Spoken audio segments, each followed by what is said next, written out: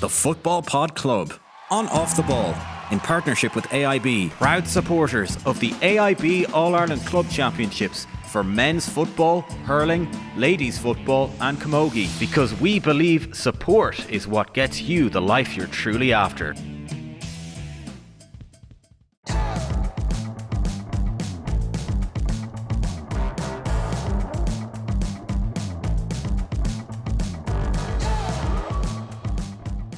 How's it going? You're very welcome along to the Football Pod Club. We're back in one of our favourite spots in the country, Killarney. We've been here a few times. I wonder why. James O'Donoghue, Paddy Andrews. Great to be back with you. And we've got two brilliant guests. So Shane Ryan, Kerry goalkeeper in Rathmore, and Gavin White, Kerry Captain, and Dr. Crokes. You are listening to the Football Pod Club here in Jimmy Bryan's in Killarney. We're down with thanks to AIB, who look after the pod and keep us on the road. James, Jimmy Bryan's, we can just feel the Kerry heritage and the history and the football going off the walls here. Look at this. All the club jerseys, there's photographs, there's an all-star team in the corner. You were trying to name everyone from that team earlier on. There is mostly Kerry, obviously. There's a couple of Mead men there as well. Nice Legion jersey. Yeah. It's actually the nicest one there, I'd say. It's a lovely pub, don't it? It's lovely, yeah, and just all the history as well. How have you boys been the last couple of weeks and months? It's probably been non-stop as well. Yeah, it has been non-stop, I suppose, Shane. It's probably a bit different tonight, because we lost mid-Kerry there a couple of weeks ago, so I've had the last 2 weeks off, but up until then it's been absolutely crazy. To tell you the truth, between obviously getting Sam Maguire down to Kerry and going straight into the club campaign, then it's week on week, like, so it's hectic enough, but it's been busy, but I've always said that's a good complaint to have. You must have been hanging at the end of that mid-Kerry again. Because if they won the county championship, you could still represent Kerry in the Munster. Yeah. But obviously, because they lost, it's a club team that's going to be in the final. Yeah, it was unusual over the weekend, I suppose, to see them.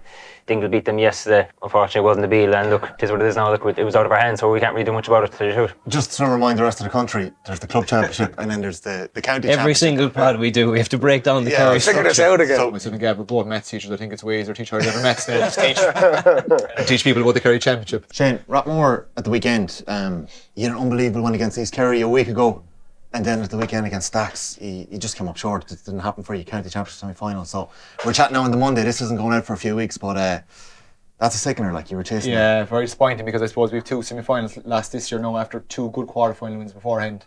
And I was actually telling you last week, I've never played a county senior final with my club, so and we've never made a county championship final, so it was a huge game for us. Unfortunately, we just came out the wrong side of it. Stacks were outstanding in the day, and were full value for the win. They beat us by 7, and they were probably at least that much a better team.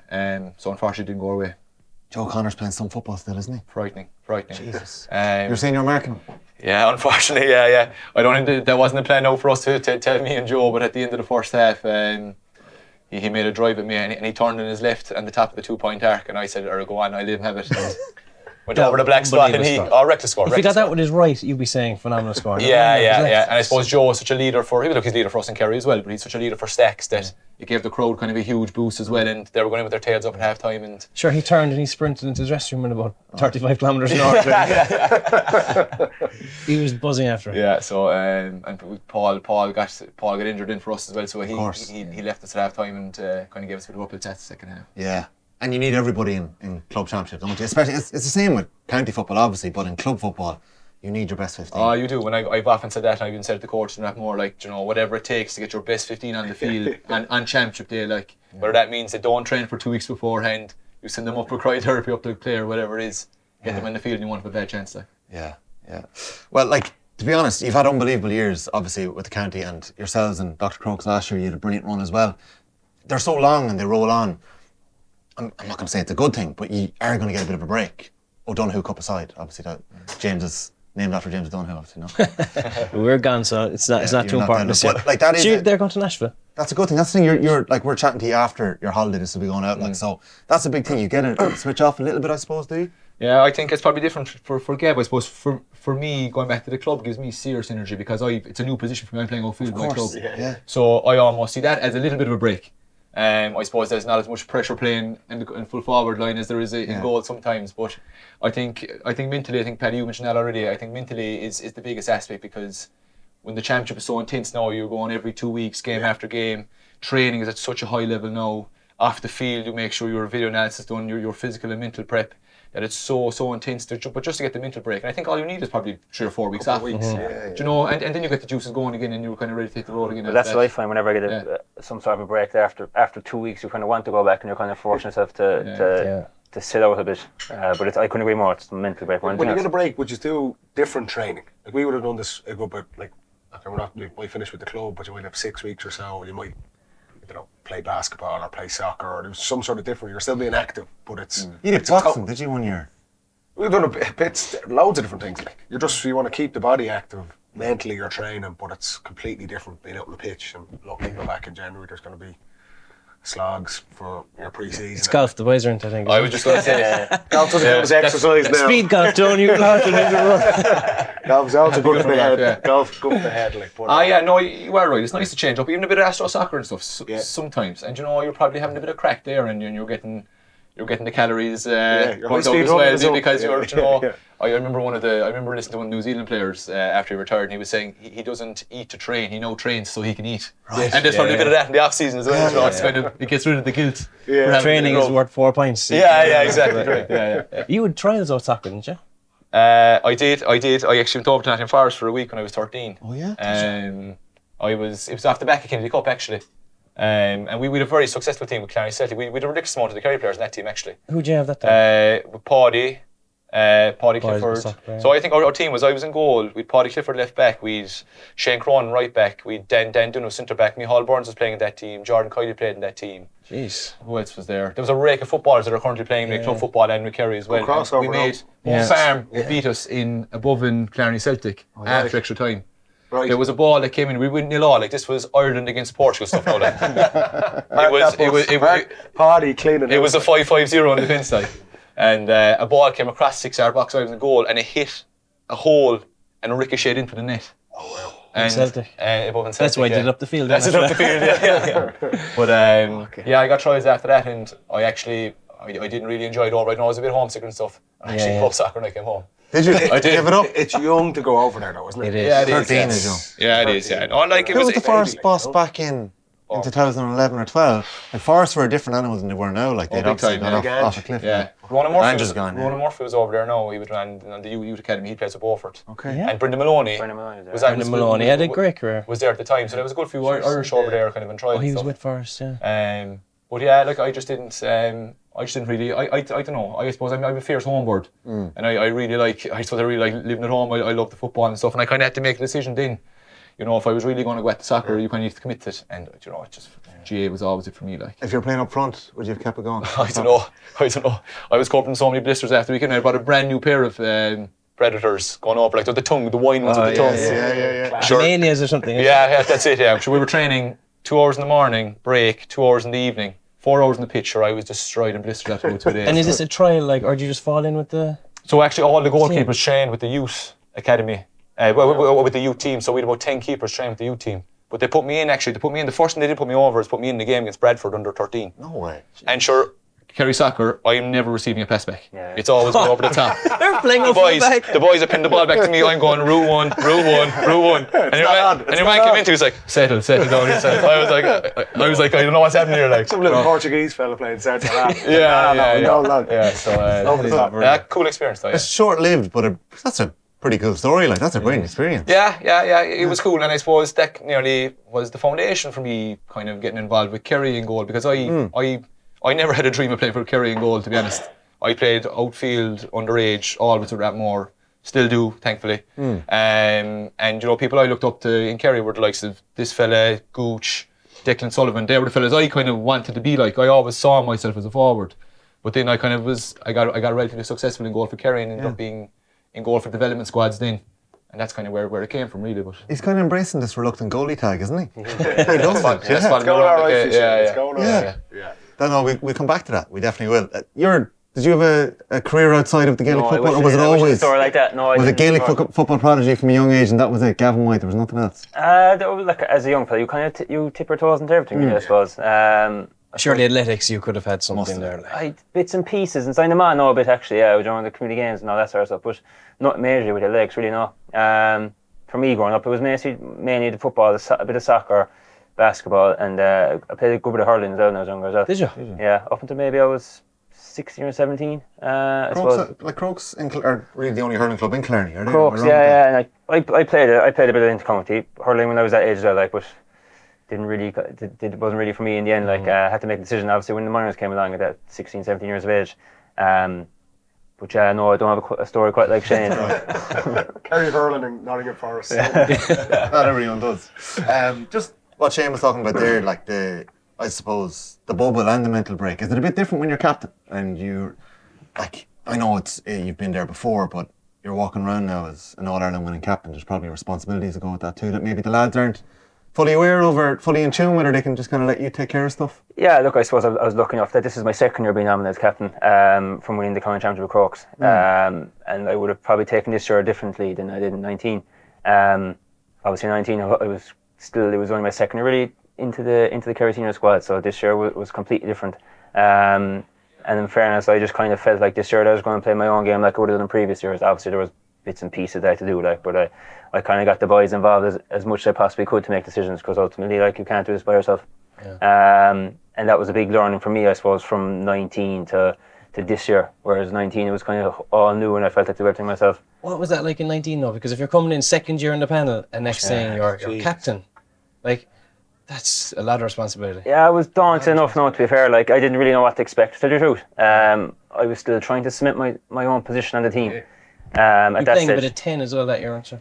I was kind of mixing around the whole place. I started at 7, then I went to wing forward. And yeah, it didn't end well for me there. I was marking Jack in the final, and In the final in 19. he cleaned me out that day. Like, so that was my end of my duration at wing forward. But yeah, it was tricky. As I said, wasn't quite sure how to handle it.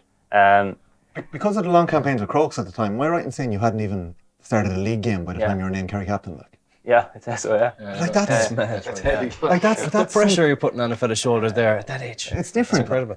So it must have been a totally different experience 6 years on. Absolutely. Oh, 100%. You embraced it this time. Yeah, absolutely. Yeah. Like, I suppose this year again, when we went to Crokes, we were finished. The club campaign was finished a small bit earlier, so I got a bit of league action.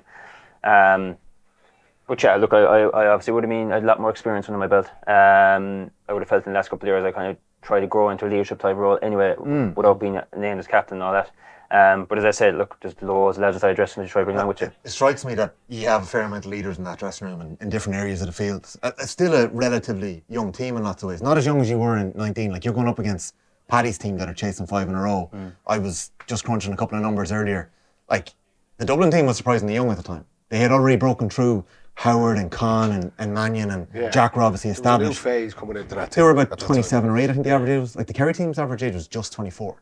And there was 4 All-Stars in your dressing room, there's 28 in theirs. Yeah. And you came that close though to stopping a 5 in a row. Like, too close for our liking. Yeah, what do you reflect on that 19 year? Like, it was so new for you. Yeah, I think I remember the kind of 19 year saying every game was a step up. Do you know what I'm saying? Like, so every game was kind of more pressure. And I actually personally remember the 3-4-19 final not being able to sleep like for 3 weeks. Really? I was so nervous going into that. Yeah. Your championship debut was that year, wasn't it? Yeah, I made my championship debut, and my league debut was that year, with the first year I came in. Wow. And I suppose the boys went for 5 in a row, and like, sure, there was all this history that Kerry weren't able to get it, and Dublin now were coming in, and I kind of felt, I suppose when I was in goal again, I was kind of felt like, geez, I'm going to cause this now. I'm going to make a mistake, so I'm going to cause the 5 in a row. And I must say that drawn game, I did not enjoy a single second of it. Hey, I'll tell you, from our perspective, we would have played on that you were a new goalkeeper. Yeah. We would have spent a lot of time working on kickouts, forward and against. Now, the rules have changed significantly since then, but I think you're 100% in that game. No, on the replay. In the replay. Yeah. Like, we were, I didn't do it. we'll get this fella, fella, and it was exceptional. And when you hear that side of things, that you were a young fella coming in, so nervous before, you didn't cause the 5 in a row. And you know, it's funny you say that now, Jonathan, that you're looking at me. And obviously every team looks at the opposition goalkeeper, but all that year, like, we'd be looking at, we'd say Cluxton now, and we're going through with maybe chinks in the arm or maybe kickouts he doesn't like, and I'm thinking, what are the boys saying about me here? Do you know, do they picking out this answer? Yeah. Do they know I don't fancy this? And like, I think in your first year, you kind of, sometimes you can over-egg the analysis side of it. At the end of the day, you're going out playing a game that you played with the last 20 years. And I think when you do, when I actually enjoyed the replay so much more, even though we lost it, which is weird. Because I knew what to expect. I was like, this is fine, I'm okay. I boys outside You know, when you're maybe coming from the outside in, you're hearing all the noise maybe in 17, 18 from not being, or from 18 not being in, because you weren't in that year. So then you No, 19 was my first year. I thought you were in the panel. you were in 17. I was in 17 for a month when Keely left. Keely packed and then 18, I kind of said I wanted to go commit to outfield. And What? I didn't know that. Jeez, I how missed did that conversation go? I missed out on all my research. You see, you had to tell Eamon, I'm not going to games. So every year since literally 14 to 21, I wanted to come outfield. And I mean to 25, you mean, not 21. You still want to? Sorry, to the age 21, I mean, sorry. Oh, no, I buried that hatchet at 19. I buried that hatchet at 19. But like, when I was, my second year in 21 was when I was 20, Jack actually was playing me outfield. Jack was over that year and I was playing outfield. And I tore the hammer in an awful bad way. I'd say ripped it nearly off the bone. Like, I didn't rip it off the bone, but I did a right damage to the hammer. Job. And Jack rang me the following year, then my good year 21, and was like, look, you had your shot, now back and you go. And that was it. Okay. And then we came into the senior panel in 17 for a month. And in the off season, I said, look, I'm going to do everything here to get myself physically, because I knew physically I probably wasn't at it, to get me physically as in best shape as possible. And I rang him and I said, look, I want to give this a crack. I said, this is what I really want to do, I want to give it a crack. And I did, and I was probably the poorest year I had for Rathmore, because I got so kind of Worked up. I got so worked up and consumed, and then we weren't playing great at Rathmore, and that was kind of annoying me as well. And I was getting anxious for myself and for angst with teammates and stuff. And then Peter rang me in 19 to go back in as a goalkeeper, and I considered it, and I said, look, I just loved. I'm so obsessed with football that I needed to be in an environment that just give that professionalism and stuff. I remember when you came in 17, the management and the players were blown away by your level. So then when you didn't come back in 18, I remember it was like, Jesus, that is a big call. Like, you know? That's funny, because I thought I was fierce out of my depth in 17. I remember we did a training in Spa, and he did a 4-4 press in me. I'd never seen a 4-4 press in my life. Yeah, but nobody would live in that. Like, it takes you a couple of sessions to get used to that. Like. It and does. that was probably only to get the confidence of the press up as well. Yeah. Put those big goals, I was the guinea pig, It's a bit harsh, you know. I came back in 19, I said, look, I'm in it now, and I just totally forgot about I said, I'm a goalkeeper now. If I'm going to be successful at this, I need to fully commit to it and embrace it. And You have fair. to. You do. Level, like it's. You do have to, has to be all consuming. You do, yeah. And the But split season helps that too. It was becoming more and more an important position. Every year it was like more pressure on the goalie, more an important position. Possession, stats, all this, it just became completely a goalkeeper spotlight. And was it the hamstring injury, or was it someone convinced you In 19? in terms of just settling and being like, okay, I can make peace with the fact that I'm just going to be an All-Ireland and goalkeeper? Well, I don't know. When I committed in 19, did I know I was going to be that? know. But I know. I think I played a full year with the club in 18. I'd known inter-county. It was my first year not having inter-county experience from the age of 14 being involved in development squads, and I really missed it, to be honest. I really missed it. No, there's the added benefit. I was able to probably go on holidays. I went to America that summer for a couple of weeks. You get the nights out and stuff, but I just craved. I suppose I was seeing the likes of Gavin had made his debut in 18, and other fellas my age who I played minor 21 with, and I was like, jeez, I want a bit of that. Can't beat that bit of jealousy. Yeah, big time. It's fuel for the fire. Isn't it? To see a fella your age doing well or doing what you want to do. Yeah. It really drives you on. Yeah, and Because you were close to going to the States as well, weren't you, in 10? You've told that story before. I was, yeah. You were on the plane. I was on the Nearly. plane, yeah. Well, I made the panel Number in 10 30. without knowing, under Jack. Oh, yeah. I actually found out I was on the panel on the Kerry website. I swear to God. Myself and John and I were packing our bags to go to the States, and we found out we were number 30 and 29. But were you trained at the time? Yeah, I was training, maybe just for the summer, like just in and out, like, and then on the panel. But how do you mean, as in on the training panel, is it? Or No, a national on panel? the Munster semi-final. Oh, yeah. Munster semi-final. Jeez. Cancel was the mad. flights. Yeah, cancelled the flights and didn't go. Thank God, though. I've been rolled back. Yeah. Size of a house going back. But that's there is a journey here. Your growth from when you first broke into the panel to even this year, and like even the enjoyment this year, but yourself as well from being captain in 19 to 25. Did it just happen? Does it just happen by sticking at it, or is there other things Well, going like on? when any player comes into the county squad, it takes a couple of years before you fully settle into it. Like I came in after minor and 16, this summer 16, 17, just kind of in around the training squad, and then again I actually missed the league and told Naheem my debut was a championship game for Kerry. Like never mind, championship debut was Kerry debut. So it certainly takes a couple of years to actually cement your place, and then obviously go on and be successful. Then it takes another couple of years to get there. So it's a journey, right? Like, and I think some lads at times maybe might get frustrated with it, but there's certainly a commitment thing there, and just a mental kind of headspace you need to get yourself into that I suppose probably separates the good club players from the county players. I think there was time to get confidence in yourself, really. Not that you're doubting yourself, but like very few people, we spoke with this before on the show, come out of those really successful underage careers and straight away make an impact. Like Cliffy, Kieran Kilkenny, these outrageous players.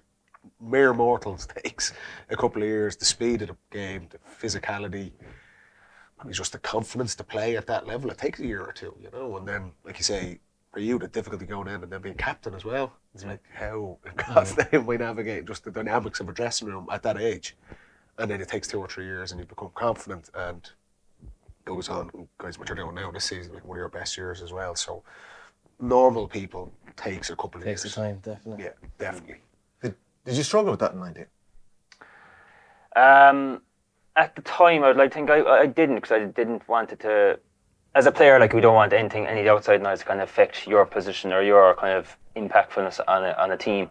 But I suppose looking back at it now, naturally, you probably say yes, I probably would have, just because I was so young and very inexperienced at that level. But at the time, I tried not to think about it too much, which was difficult at times, and it's weird to kind of say that, but there's certainly, like, if you're captain, you're thinking about loads of different other bits and pieces that might happen and obviously don't happen, and that obviously then takes your focus off the game itself, which is the last thing you want to do. And obviously, if it's impacting the team, I guess the last thing you want to be as well. Like, so, looking back on it, I suppose the natural answer is to say yes, but at the time, I'd like to think no. Okay. You boys started in All Ireland minor winning side. Like, I presume you're playing underage together growing up as well. If you go through the sports file archives, the first photo of Shane Ryan is actually saving a penalty in a packed Fitzgerald Stadium.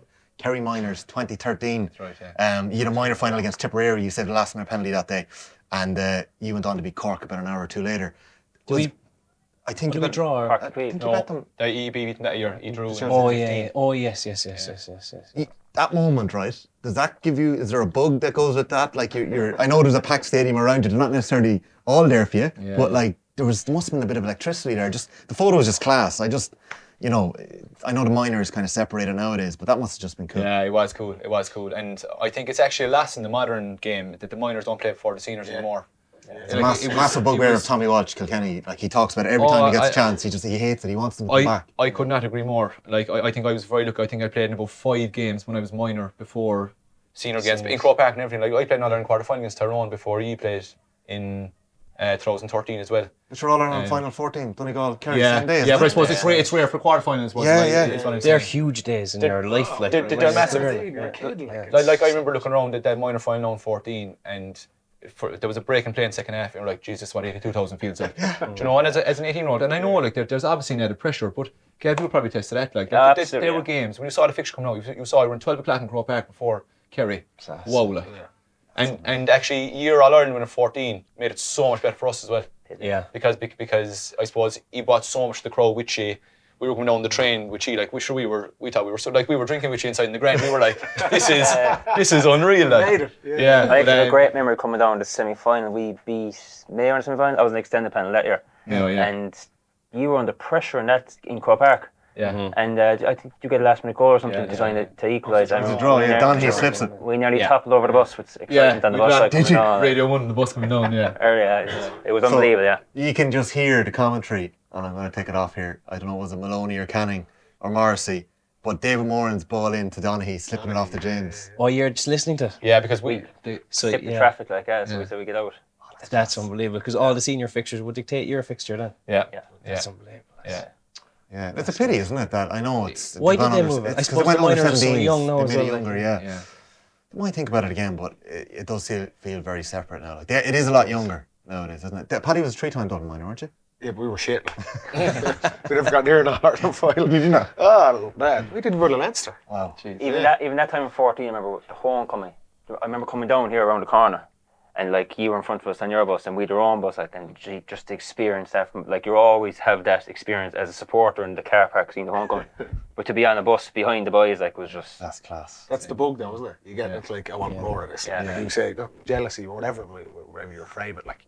That's the most important thing here for the next 10 years of your life. Feels you. There's a smashing photo as well. I don't know, was it in Killarney or was it in Rathmore? I'm not sure you get that many people in Rathmore, but there's yourself, with the minor Tom Markham Cup, and then Sam Maguire with Paul Murphy and That's Rathmore, yeah. Aidan Mahoney. That's in Rathmore. That's Rathmore. It's a class photo. Oh, it was man of the match in the senior final, wasn't it? Yeah, Was man of the match. kicked the belter outside of the right boot. Yeah, that he claims he went to. He claims he was kicking it over. Do you not think he was? No, I do. There's a few boys giving a bit of abuse for that. Diagonal ball to you, I think. So you're going around with them, I suppose, for the week. Yeah, it was insane. Like sure, Paul and like I was only 18-year-old young fella, and Paul and Aidan like were my heroes, like, you know, and I was looking up to them, and it was Paul's first year with Kerry too, and just so happy for him because his family are just an unbelievable footballing stronghold in Rathmore, so to see him do well, and I suppose particularly Paul had his own story about not playing minor and with Kerry, and probably even thought he was too small and stuff, and comes in his first year with Kerry, and A, he cements his starting place, and B, to have man the match performance in All-Ireland final, class for him, like, yeah. He's had some career, hasn't he? Savage. Yeah. Savage. Even when we went off for Rathmore now at the weekend against Stax, but you could just tell the leadership he brings to teams. You know, when you take that out of a team, then it's hard to someone doing everything right all the time. Yeah. It's so easy, but it's not. Like, he's just a brilliant player. He was man of the match in his debut actually as well against Clare that year. He scored a goal that day. Did he? Yeah. Championship debut, man of the match goal. Top player. You've scored a goal for Kerry, haven't you? I've scored a couple. I'd say I nearly scored more goals than points. You've scored loads of goals for Kerry. Great man on the end of things, Gavin. Yeah. Tearing up, someone running after you. Derry was a goal. Was it one against Tipperary? You were against us, didn't you? Lost the championship game. This year? There's the goal in not this year, but a couple of years back, cut right through a He blanket against Tyrone defence. Nasher in the semi-final or Pond. quarter-final. Oh, Derry. The Derry one there. The Derry one, in Croke Park. Straight after McKinnon goal. Yeah. Like literally 30 seconds later. Straight after it, yeah. That was a big goal too, actually, yeah. That was massive. I think the I've had a couple nice of goals from you as well. Yeah, But his shots were wicked. Really? Oh, yeah. I don't bury much with him inside goals. And have you a celebration? Because like all I can think of is I didn't realise what Joe Connor was doing at the time in the All-Ireland final. Did he threw a grenade into the hill? Yeah, that's right. Yeah. Go on, give us it. All-Ireland final, Joe O'Connor rattles the back in the I net. wasn't there, no. I know we were there actually, but the night before we was kind of, you know, like the night before All-Ireland final, just kind of talk and joke and whatever. Like, and I'd say one of the boys kind of goes, "If you scored a goal onto the hill, what would you do?" And Joe was like, "Oh, I'd throw a grenade into the hill." And the way it came out, like, it was unbelievable. Like, the way it came out, like, yeah. I don't know how you remember this. That's How do you remember I the time? don't know, at the time, like, we were talking there about that's the last thing going through my mind after scoring in it. Yeah. Came back to wing back. He was nailed on for a goal that day though. Every game he was getting 2 goal chances. Rifling it over the bar. Yeah, he was just putting it over, and everyone was saying if he just slowed down and side-footed it, He didn't. and then he didn't. He did it the weekend against she as well. He did know it was more culture finish the weekend. Yeah, No, it was it was a nice. great finish. Great goal. Bottom corner from about 15 yards. Yeah. He struck me, and you as well, Gavin, that the speed and the athleticism you have, the new rules just open up running lanes. There's a bit more space for. I always said the rules will favour the more skillful players, the fastest players, people who are direct, and you can just see what you guys, when eventually he's got going through the All-Ireland series at the Croke Park, it was exceptional stuff, and he's someone who, I can talk about even his club performances at the weekend, he's just, when you're in that zone as a player, it's like total he's confidence. in it. He's in a sweet It's spot. just like, not even thinking about anything, it's just happening for you. And one of the standout stories of the summer, like. I think it's such a good, I suppose, I don't know what the word is here, but representation of your squad, that the level of players' improvement over the last couple of years. Now, Joe was obviously one of them in terms of, you know, growth as an inter-county footballer. He obviously had the size always, the physicality, but his football has gone through the roof, and he's not the only one.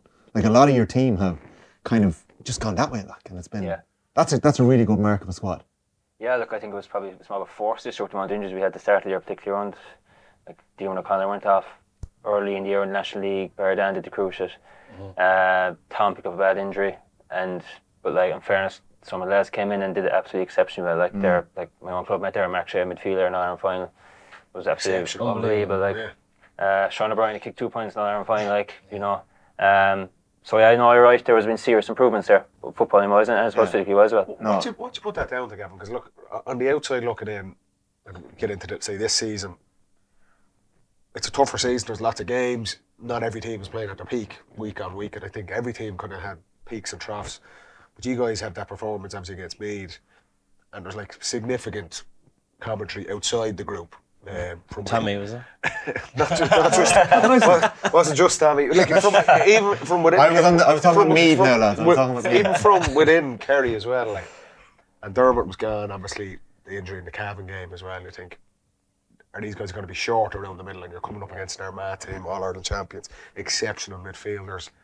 And the development of those guys, not just Joe O'Connor, but like you said, Marcus, Sean O'Brien, like incredible performances in the biggest game, and no one really outside the camp would have looked at that and said, we'll back these guys to do that. Was that their own kind of mentality, the culture in the group, the coaching from Jack or Keane O'Neill, whoever it will be? Where did that come from? Because it seemed to surprise pretty much everyone outside of Kerry and even some of your own commentators. Yeah, I'm not quite sure. You put it down to tell you the truth. As you started that question, I suppose the first thing that came to me was the me thing, and after that, I suppose the big thing in the squad after that defeat was that we'd stick together, and I suppose the boys, we always knew the talent that they would have inside and train, like they've always produced, like, and I suppose they were just given their opportunities.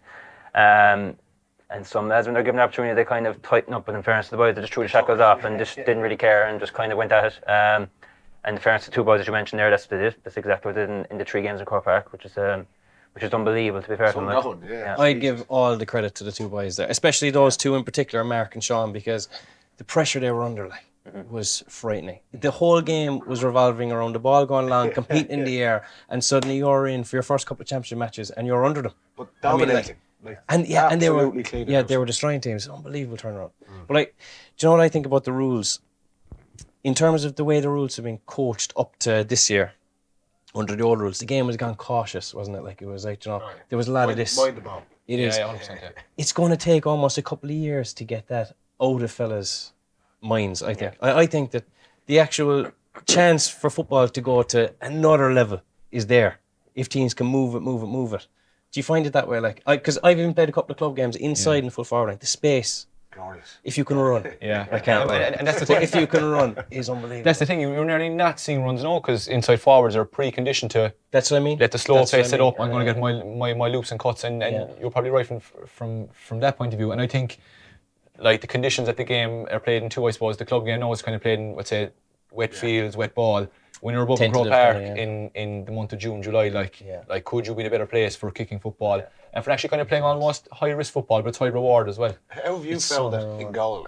Like you say, you've a couple of seasons of playing under the old rules, and it's stats. Keep the ball, maintain possession, short kickouts. Have you found it frustrating at times going, my stats are going to take a big hit here because I'm just going long? You kind of have to reprogram your mind a small bit, because I struggle with it probably throughout the year, to be honest with you, because you are like, your program for aim for your 80-90% whatever it is, but like for me, if I was putting the ball long in the last few years, I took that as a cop out.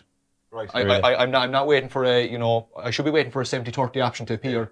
I'm just banging along to the boys. That's saying, boys, it's up to you. Drive on. Whereas this year, you kind of have to accept that probably the bones of 70% of your kickouts are like that. Now, obviously, you're going to be. But even your time to actually get the kick out off is cut to 20 seconds. Yeah. Like, well, that was a disaster in the league. But no, in fairness, they did fix that. But you developed even the All-Ireland final, and I found it particularly now at club level going back, the amount of work that we're done on kick-out moves or strategies, and we come up against the county championship, and the county champions in Clare round 1 Aero, and they had 5 or 6 kick-out nailed by that stage, and it was like. Even under these rules? Under these rules. They had them nailed in round 1, so it's no surprise that they won in Clare. But what we were working on throughout the season, loads of different set pieces. I'm sure you have a playbook of 30 or 40. And in the All-Ireland final, you could see certain things Jason Foley was doing, or Brino Bjuglik was always getting free for you as well in different ways, or Paul Murphy. So you can develop other ways around it too. You don't always have to go long, right? Yeah, 100%. And like if you can get a cheap possession off, it's worth so much to it, to stem momentum in games and just take a small foothold, because when teams get a period of momentum, it's always on your kick out to get it. They pin you in for 4 or 5, like no more so the league game here in Dublin, against Dublin in State Park, the wind, like I'd say we lost 6 or 7 in a row that night. Which you hadn't heard of in the old rules. I think every team went through, like the most famous one is obviously your quarter-final against Armagh. That third quarter was one of the most outstanding performances, but it was all on the back of Ethan Rafferty's one of the best goalkeepers in the game, and they've got these brilliant midfielders. They just couldn't get out. And that's when momentum goes against you, lads, in a game, it's just so hard to get it back. It feels like it's nearly worse in these rules as well. There's no way out. No. In the 2-pointers, there's more space, you just can't get out. The new rules have kind of promoted that kind of high press, I felt. It rewards a lot of games, like those. Front foot football. Aggression. And that's what suited G in Croke Park. He played with such aggression and anger in a really positive way. And to be able to channel that one day is like, okay, fair play to him. But you kept bringing it. Like that edge that you brought I think sort of set a template for, as James mentioned, the potential that the game could go to. The Football Pod on Off the Ball is brought to you with thanks to AIB, proud sponsors of the AIB All-Ireland Senior Club Championships in men's football, ladies football, hurling and camogie. We're celebrating Gaelic Games' unique ability to inspire. Check out AIB GAA socials for more.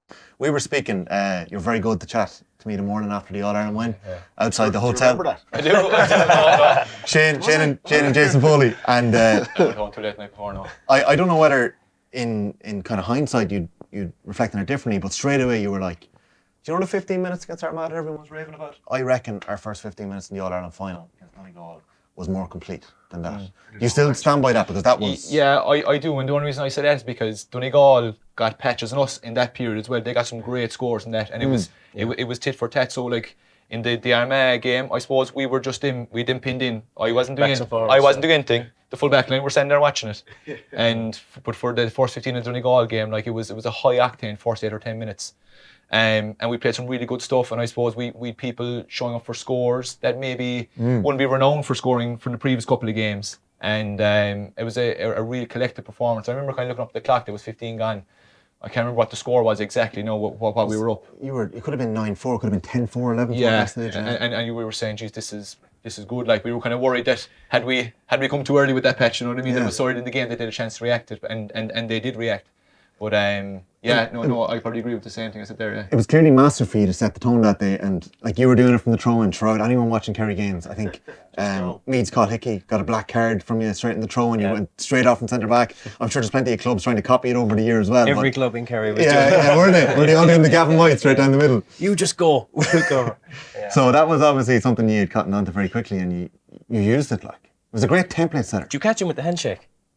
I can't remember. Yeah, I remember shaking his hand, but I genuinely shook his hand like I normally shook, and I just went. Like as soon as I saw the ref going on for the ball, I just said, "I'm going here." Like it was a risk, like because you need a big break or a big block or a big fetch or a big score like that just to get a point off it. And for Dylan to get the point as well. It was Mark going up, like, and obviously the connection I would have to Mark throughout the club campaign over the last couple of years. I suppose that subconsciously had some sort of effect. But are you having a little word beforehand? Like we know what we're doing here.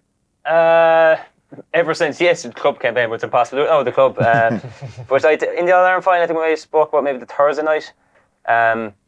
Before to come off twice, we didn't expect that at all. Like, but I was saying to him, I'm going, and I know it was selfish on my own behalf because I was playing centre back at the time. Like, if it goes over my head, like, just straight in and goal here, like. It means a lot to play for any club or any county, but to play for Kerry is obviously a massive thing as well. And I know that's something that, as a group, you leaned on as well a little bit too, and I don't know whether to hark back to that Meath game too. You tapped into that a little bit after that game because you were being questioned, and we saw you come out with a bit of an edge, and we learned afterwards. I know Paul Murphy wrote a diary the week of the All-Ireland final, and I think your kitman Colin Whelan may have left photographs in the dressing room when you went in of his kids, either with Kerry heroes or with your teammates wearing Kerry jerseys. Like, that is special, right? Yeah, look, I suppose we tapped into that after the Meath game, obviously, because our season was on the line. If I remember correctly, Shane, I'd say the week after that game, we didn't do a whole point else on the game. It was just kind of going back to what it meant to wear the green and gold, I think. And a lot of things you said there kind of reflected the way we played, in particularly in the Armagh game and the semi-final and final. But it was just all about going back to basics, going back to why you play football in the first place, who the people you represent, the clubs represent, the community around you, and about doing them proud, I suppose, was probably the main thing. And as you said, look, that Paul Murphy story, I didn't actually know that, but Colin went to extreme lengths, especially when they got to Croke Park, to kind of steer us in the right direction. How much did you know about the criticism? Because you'd been All-Ireland champions, right? Then you had won the league. Mm-hmm. You'd come in, lost one game, and were suddenly being criticised in articles, on podcasts, Tommy. Like, all this stuff was going on when you've only lost one game. So, were you aware of the criticism or the heat that was coming on you? Which, in hindsight, was out of nowhere. Do you know, there was no foundation to it, but how were you aware of that, like? Or did it drive you on even? I suppose as a player, like any player in the country, you try to stay away from it, but it's absolutely impossible. You can't. Like, it's going to see, someone's going to say it, you want to walk and say, oh, did you hear what this fella said, or that fella said, whatever. Yeah. It's impossible to stay away from it. I think, truthfully, we were more disappointed with our own performance that day. I know we were down a lot of bodies and everything, like, but it was just a performance that didn't reflect the training that we put in, the work we put in. But yeah, you could hear the outside noise, right? It was very hard. I found it myself, and I don't know what you, Shane, but I found it very hard to try block it out. Especially in Killarney. But I suppose the experience that we had, sort of from my own point of view, I just tried to channel it in the right direction. Whereas maybe before, you'd be kind of saying, Jesus, it worked. Do you know that sort of way thinking about in the wrong way? It could obviously crack a group, but clearly you did something to bring yourselves together. Like, is that Jack O'Connor? Like, what is that? Like, how did you manage that? I suppose you've no choice really, because like, were you questioning yourselves as well? Well, I suppose, are you questioning yourself? You were obviously, Gav said, you were desperately disappointed in your performance, but I think when there's a big defeat like that, and sometimes that comes in the league in a year, I suppose it came for us. It came for us in a championship game, that, and we've got to give credit to Meath too. We were desperately disappointed. Meath were very, very good that day, and they showed actually after playing us how good they were by the great games against Galway, etc., and Donegal as well. But I suppose we came down. We met in Corns on the Monday, and it's one of those things where, look, either we're going to start blaming each other, or we're going to start coming together. And it was simple as that. And I think Gav mentioned the word go back to base. Like, we were playing the following Saturday in Cavan. The best thing that could happen to us. Yeah. Playing 6 days or 7 days later, get it out of the system. Not saying that we took Cavan lightly or anything. Obviously, we prepared very diligently for that game, but we just wanted to get back in the field again. And I think as players then, we just kind of took ownership of it, and the same with the management. And sometimes it takes a defeat for you to really, sometimes you can get a sense of training. Do you know what? We'll be fine. We'll be grand. And then the defeat comes, and then you really look at yourself and say, right, what are the areas here that we're struggling on?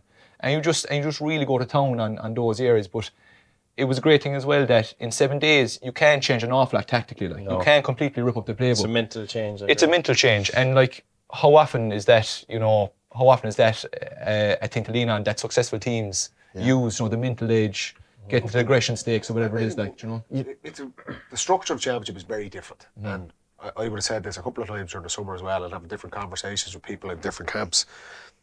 I think on the outside, everyone is still judging teams, on the old traditional championship, where if you lose a championship game, the season's over. The championship's like a league now. Like, it's so many teams throughout the course of the season had up and down performances in the championship.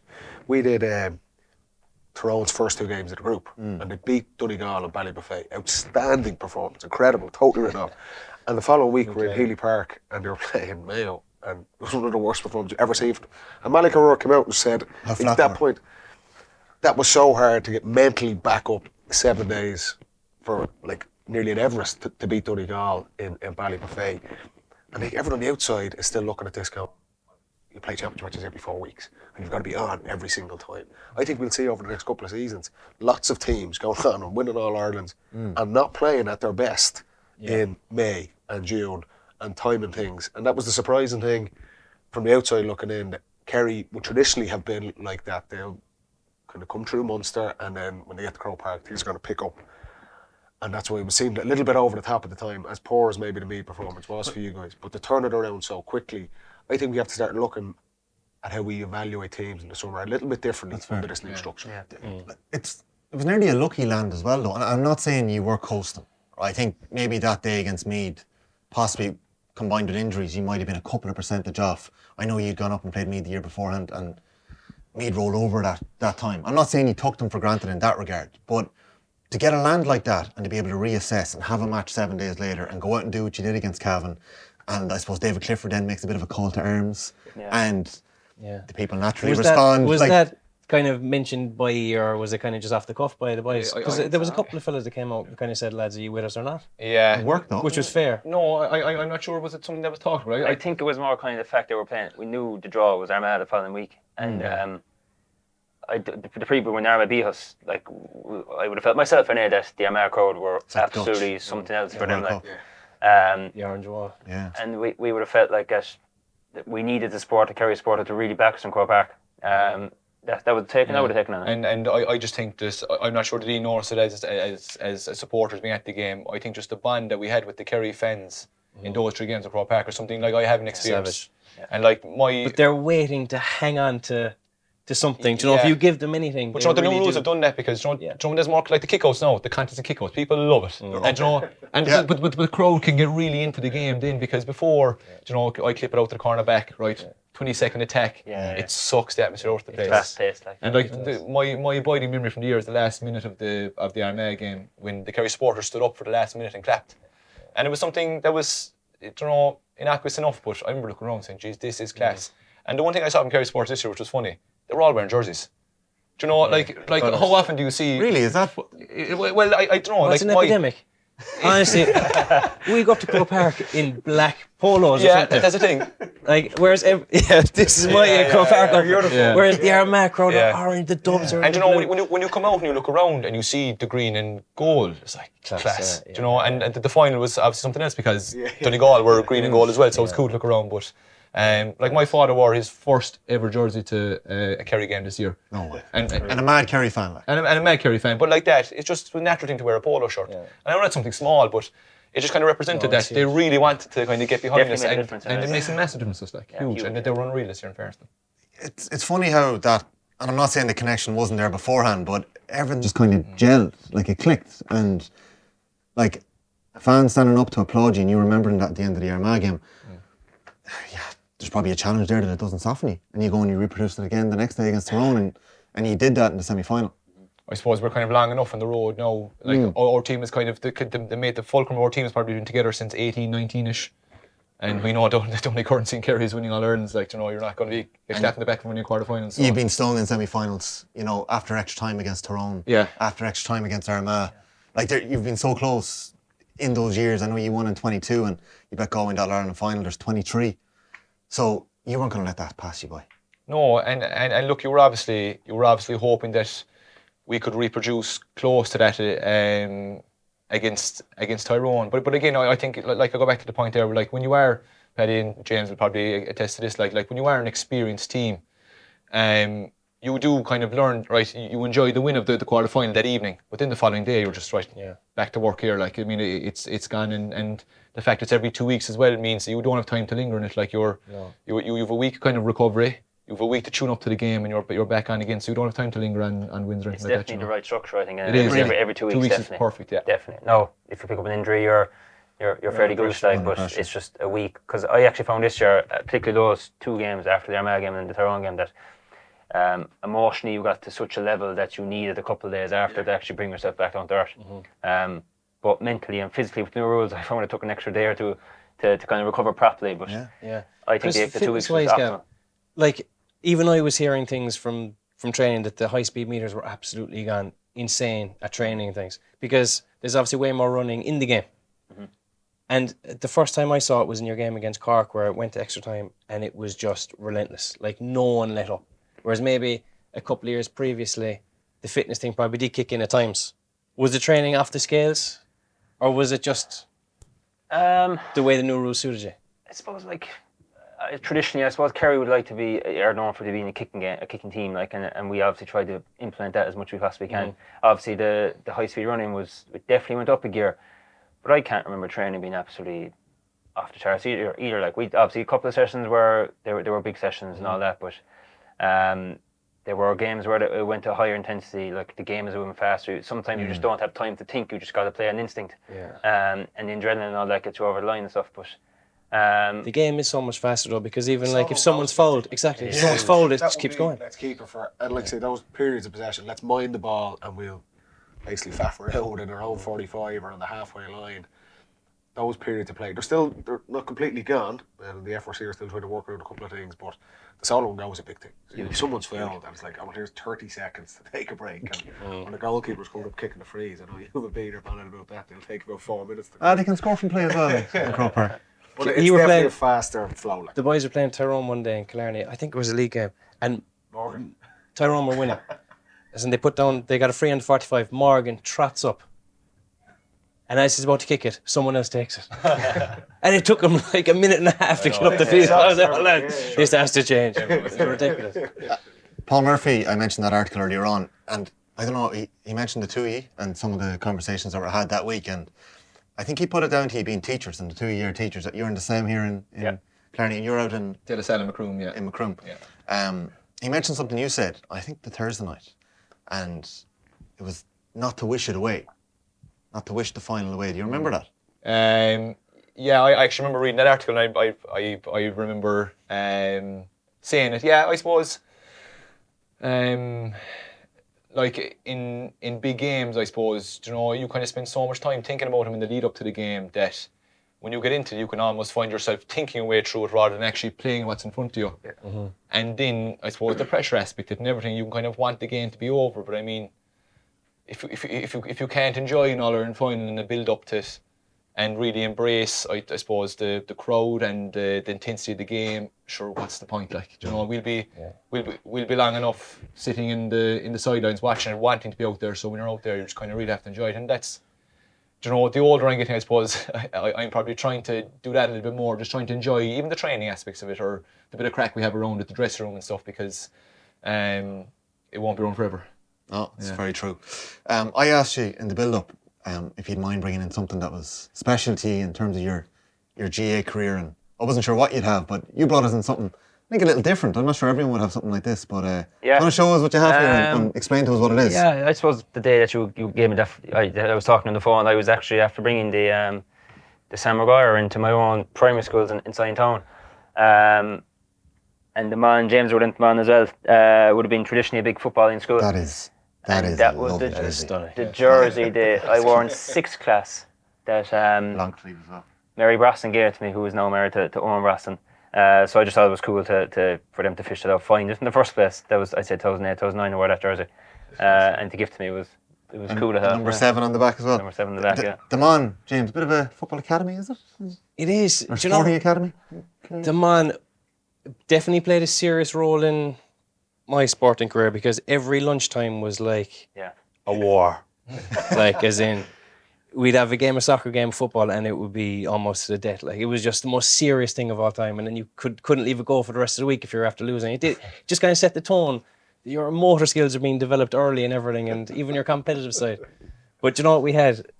We used to have a school league. I don't know, was it gone by the time you were there? No, it's still there. It's great to see it's still there, yeah. Okay, it probably wasn't as rootless as it was when I was there, all right? So what you had the 6 best footballers in the school, right? So it was the 6th class kids. Who decides this? The students or the teacher, or the principal at the time, okay. would say 4th, 5th, and 6th class. Yeah. Wow. So the 6 best would stand up at the top of the hall. Yeah. 4th, 5th, and 6th would be all sitting down, and you do a draft pick of your team. So say the best player would be 6th pick. Who was in your year? Who was the best player?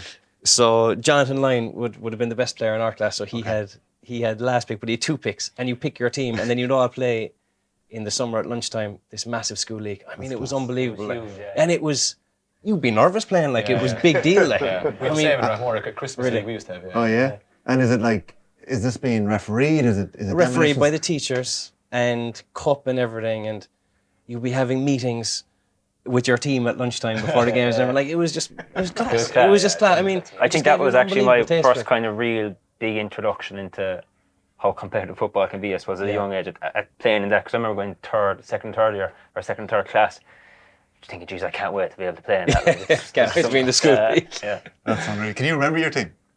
Who you picked? I can. And was there a bit of canvassing going on beforehand, or are you just... Well, you see, you don't know. Well, there is, to an extent, we weren't that smart either. Like, start of the year around saying, I'll pick you. But you didn't know who's going to be left. Yeah, no, that's But, bad. Jeez, there's brilliant, a culture. brilliant times. Wow, yeah, I didn't know that now. There's a culture starting early there, isn't there? There is. Yeah. Yeah, there is, I suppose, yeah. My time now wasn't as ruthless as that. The teams were picked for us, thankfully.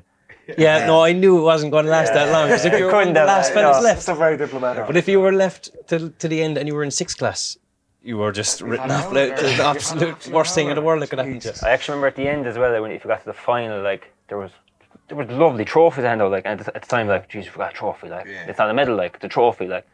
But they used to bring in kind of an inter-county player to reference. I don't know, was that there when you were there? Can you remember that? But I just remember they actually asked me to go in there 2 or 3 years ago, go in to ref a game, and at the time I was like, Jesus, this is kind of Big on the way it's all gone around. Like, so yeah, exactly. Like, and you probably don't realise that until you actually played in it yourself. Like, Yeah. Who else was in the man your time that would play for Kerry? Jeez, I don't think there was too many to tell you the truth. Gooch obviously was there. We John Line, Brian Kelly, Podge. Oh, sorry, I thought you were in my class. Yeah, no, but I'm just thinking your class, yeah. After us. There wouldn't be many, I'd say. No, they went on to play for Kerry as far as I can remember. Jeez, it'd be very bad. No, That's all right. You've dogged someone there. No, we let it on it. I want to joke. But yeah, schools football and club football and getting involved and invested from an early age is obviously so important, and it clearly happens down here a lot, and it's replicated. And you can even see in the wall there all the history and the players. You've brought in something for us as well, haven't you? I've got it here. Sorry. Oh, you there? Yeah. There, you take it there. I just brought in my club jersey, the only club jersey I have from our All-Ireland Intermediate final in 2022. And that photo actually was the one that was hanging up in the dressing room inside the Kerry dressing room. That's the one. Okay. That's the one that was hanging up for me. And that's the lads brought in for you. Yeah, and it's just a photo of my wife and all my family. And I suppose just an unbelievable day, because we're very lucky that we play with Kerry and that we have opportunities to play in Croke Park, but to get to play with your club is just so special. And I suppose people in that photo then as well, they were the ones, that have been there through thick and thin when performances aren't going well, or you're getting frustrated, you're giving them the bit of grief, and I suppose they sacrifice as much, if not more, than you. So who have we got here? So you got the younger brothers. Yeah, so my sister on the far left, that's my wife there, Emer, my mother and father, and my two brothers, Colin and Mark. Yeah, Mark looks depressed. He does. He does. He's just after doing the speech. He was under pressure at the speech. Did you do a Paddy speech? Yeah. Oh, nobody can beat that was actually the game after Paddy. Oh, was it the same day? Yeah, same day. Yeah. That was some journey he had then. All-Ireland Club Champions, AIB All-Ireland Club Champions 22-23. Yeah, no, it was unreal, and I think your club just means so much to you, and I suppose when I'm from a rural part of Kerry in Rathmore, we're very proud of our football, and just to look up to the stands after that game and see people there who were making us pasta after training, who were lining the pitches, coaches who spent 15 years putting their time into you and getting nothing out of it, bar just the joy of seeing you.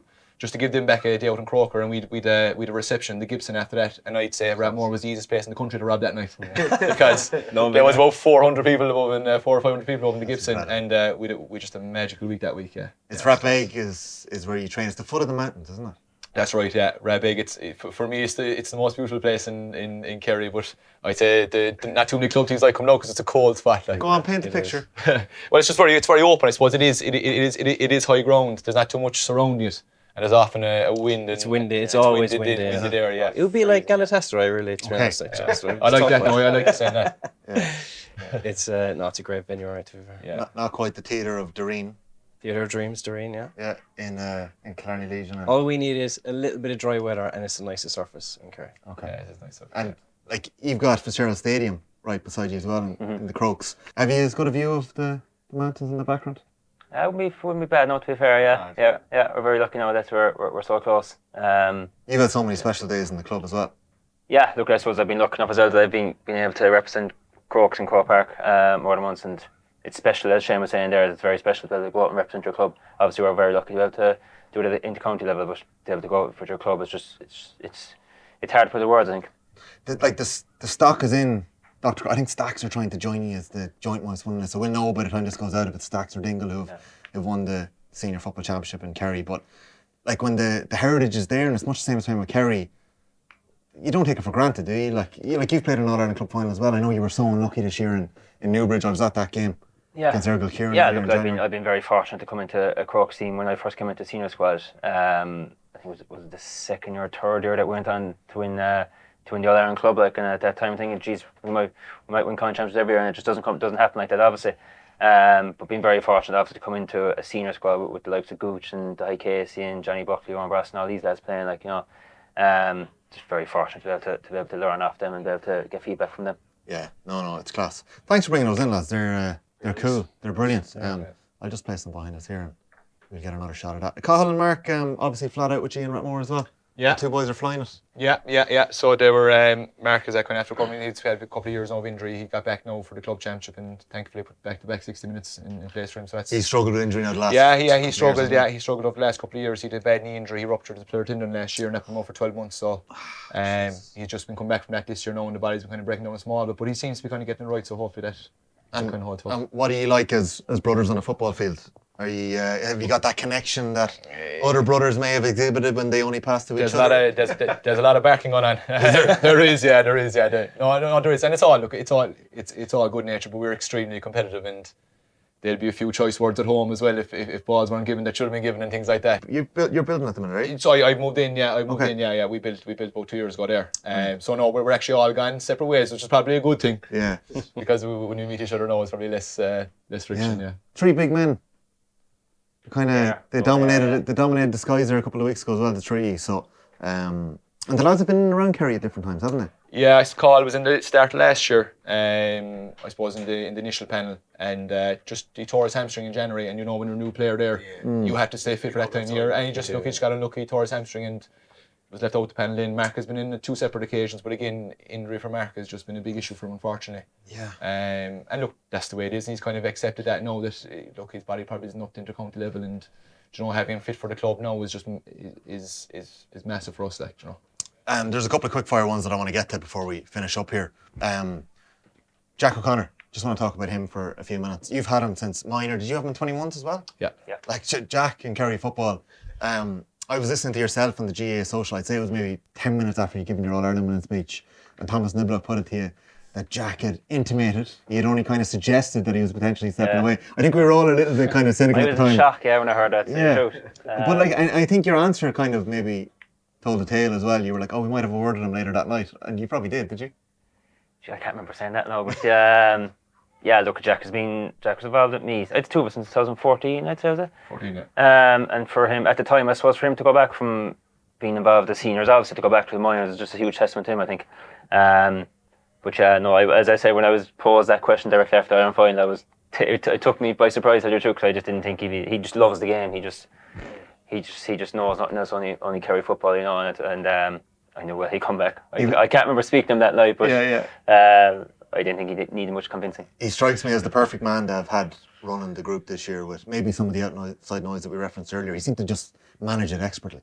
Yeah, I suppose the start here was probably tough for him, because I suppose a lot of the backroom team left last year, so he had to assemble more or less a brand new backroom team. And Cian O'Neill was a good coup to get in there. 100%, yeah. Cian's been fantastic for us, and I think Jack is, he's a wise head at this stage. It's his third tenure. He's probably seen every nook and cranny in championship that can happen, big wins, big losses, and I suppose he leans on that experience, and we kind of, I suppose, you really value his opinion then, because he's been through it. So if he's telling you we're fine, don't worry, you kind of take that on the chin, and his experience is massive for us. Yeah. We've been speaking to a number of players over the year, and we've had a couple of different questions with them. Can you give us, and I'm hitting you off the cuff of this, your favourite sports person outside of Gaelic football growing up? You might have a quick one there, do you? Well, I suppose a J star would have been Seamus Moynihan. Really? Yeah. Seamus was. I just thought Seamus was unbelievable. Like, and I suppose he's from Glenfless, which is literally 10 minutes over the road from me.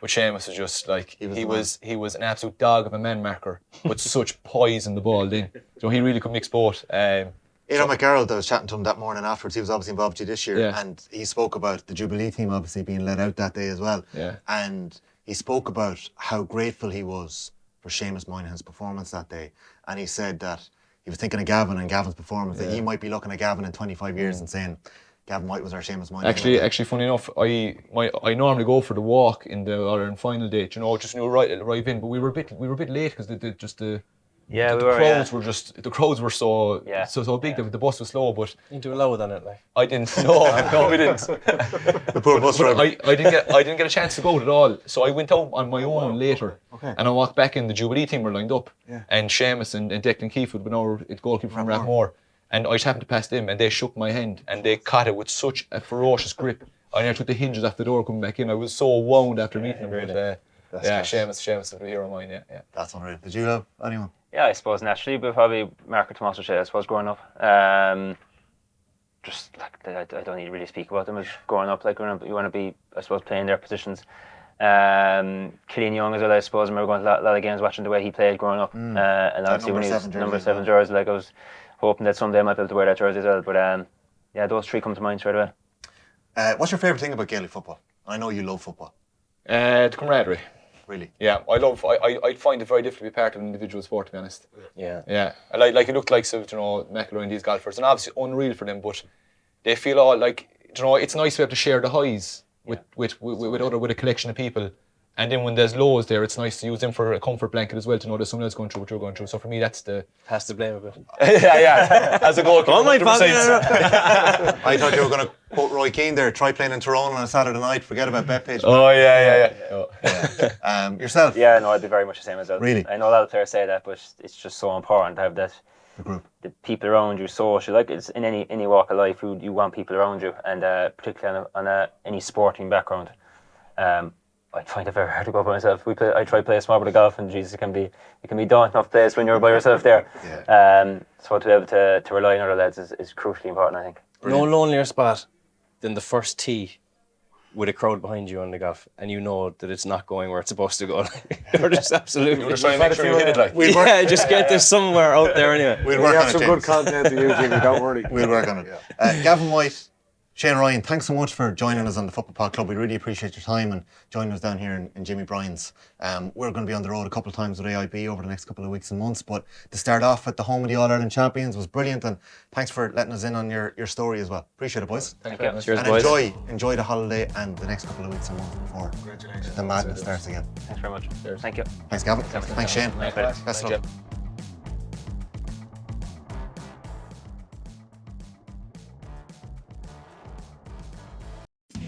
The Football Pod Club, on Off the Ball, in partnership with AIB, proud supporters of the AIB All-Ireland Club Championships for men's football, hurling, ladies football and camogie, because we believe support is what gets you the life you're truly after.